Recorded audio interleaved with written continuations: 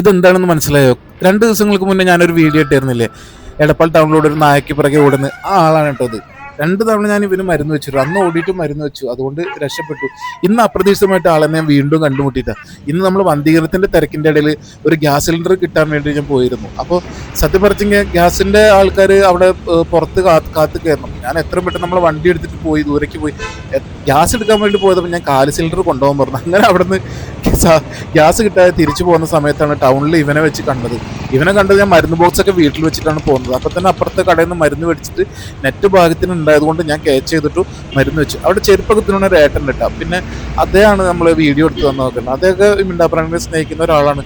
അത് മാത്രമല്ല, അതുപോലെ നമ്മൾ പമ്പിലെ ചേച്ചിമാർ, അവിടെ മിണ്ടാപ്രാണികളെ സ്നേഹിക്കുന്ന ഒരുപാട് മനുഷ്യരുണ്ട് കേട്ടോ. നമ്മുടെ എടപ്പാൾ ടൗണിൽ കുറേ സ്നേഹമുള്ള മനുഷ്യർ. അങ്ങനെ ആൾക്ക് ഞാൻ വീണ്ടും മരുന്ന് വെച്ച്. എന്തായാലും ആളുള്ള മുറിവുകളൊക്കെ ഞാൻ എന്തായാലും നമ്മൾ ഉണക്കും കേട്ടോ.